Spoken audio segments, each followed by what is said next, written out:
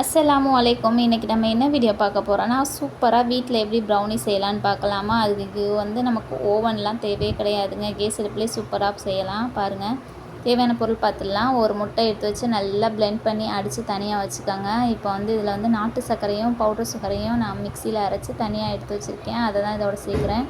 நாட்டு சர்க்கரை வந்து 40 கிராமும் பவுடர் சுகர் 45 கிராமும் சேர்த்து நல்லா அரைச்சி அந்த பவுடரை தான் இது கூட மிக்ஸ் பண்ணி தனியாக எடுத்து வச்சுக்கணும். நல்லா வந்து இதை அடித்து எடுத்துக்கணும். அப்போ தான் கிரிங்கிள் டாப் நல்லா வரும். சரிங்களா, அது தனியாக வச்சுக்கலாம். இப்போ பட்ரு வந்து 50 கிராம் எடுத்திருக்கேன். டார்க் சாக்லேட் வந்து 70 கிராம் எடுத்திருக்கேன். இதையும் நல்லா வந்து நம்ம ஃப்ரீ ஹீட் பண்ணுவோம் இல்லையா, தண்ணி கீழே வச்சு இந்த மாதிரி மெத்தடில் ஃப்ரீ ஹீட் பண்ணி அதையும் தனியாக எடுத்து வச்சுக்கோங்க. சூடாக ஆறட்டும். நம்ம இப்போ முட்டையும் நாட்டு சர்க்கரையும் போட்டு அடித்து வச்சுருந்தோம் இல்லையா, பார்த்திங்களா, நல்லா ஒஃபியாக இருக்கும். இந்த ஸ்டேஜில் நம்ம ஆறுனதுக்கு அப்புறம் தான் வந்து இந்த டார்க் சாக்லேட் கலவையை சேர்க்கணும். சூடோடு சேர்த்தோன்னு வச்சோம் அந்த முட்டையோடு அப்படி திரியாக போயிடும். ஆறுனதுக்கப்புறம் தான் சேர்க்கணும். இப்போ ஒரு பிஞ்ச் அளவு உப்பு சேர்த்துக்கோங்க. பார்த்திங்களா, நம்ம ப்ரௌனி எவ்வளோ ஷைனிங்காக கலராக இருக்குது பார்த்திங்களா. இப்போ தேவையான அளவு வந்து நான் மைதா 40 கிராம் சேர்த்துருக்கேன். 10 கிராம் கொக்கோ பவுடர் சேர்த்துருக்கேன். அதையும் நல்லா மிக்ஸ் பண்ணி விட்டுக்கலாம். நல்லா கிளறி விடுங்க.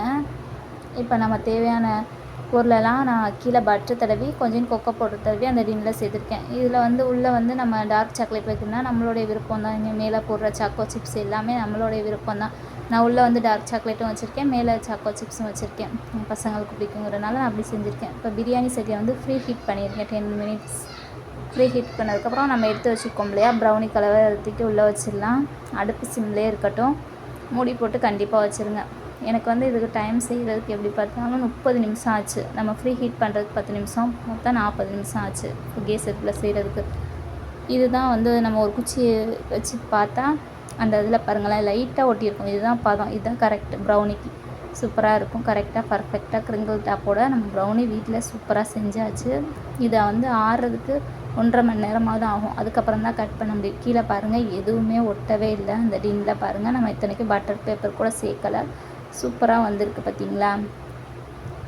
சாக்லேட்லாம் நல்லா மெல்ட் ஆகி சூப்பராக வந்திருக்கு. இந்த ப்ரௌனி வீடியோ உங்களுக்கு பிடிச்சிருந்தால் லைக் பண்ணுங்கள், ஷேர் பண்ணுங்கள், மறக்காமல் சப்ஸ்கிரைப் பண்ணுங்கள். கண்டிப்பாக ட்ரை பண்ணுங்கள், வீட்டில் சூப்பராக வரும். நான் சொன்ன மெத்தடில் சொன்ன அளவில் கரெக்டாக பண்ணுங்கள், உங்களுக்கு சூப்பராக வரும். இந்த வீடியோ உங்களுக்கு பிடிச்சிருந்தால் லைக் பண்ணுங்கள், ஷேர் பண்ணுங்கள், மறக்காமல் சப்ஸ்கிரைப் பண்ணுங்கள்.